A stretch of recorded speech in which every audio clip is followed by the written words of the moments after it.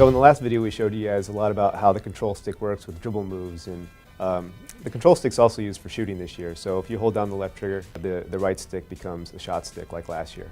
There's an option to flip that, but we really encourage all you guys just to try out the control stick the way that it's set up default in the game right now. Once you master it, it really is just a way better way to play the game. On offense, when you're getting crowded, you can push the control stick away from the defender if you wanted to protect that ball. Same thing Kobe would do in real life.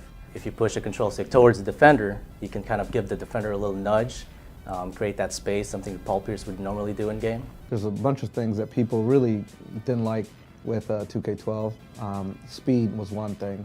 Bigger defenders guarding smaller guys really come through now, so that you definitely feel like, hey, I can break this dude down or break this defender down because I have a mismatch here. Guys move properly in the right speed, and you know, the big guys are slower, they can't launch as fast to a lateral slide as a smaller, quicker guard. Change the mechanics around. When the dribbler changed its mechanics, we changed the mechanics in the post a little bit too to kind of mimic it. We feel like we got a lot more balance in the low post moves. So this year we kind of went back to the drawing board again, used the new dynamic shot generation technology, and retooled our physics engine to make sure that when you go up and you get hit, you see the proper collision between the offensive guy and the defensive guy.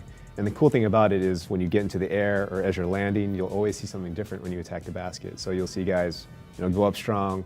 You might get clobbered by a blocker, come down, wipe out. You'll see a lot more contact dunks, a lot more falls, a lot more cool stuff, you know, in the air.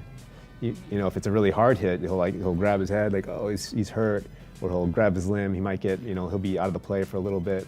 So there's all kinds of interactions and all kinds of different sequences that can play out. One of the big complaints was going on a fast break and always throwing the ball to that last defender, even though you had 3 wide open guys. And so we figured out a bunch of ways of getting bounce passes into the game. You guys are really going to enjoy the game this year. 2K13 is our best game yet. Teammates with the Gasol.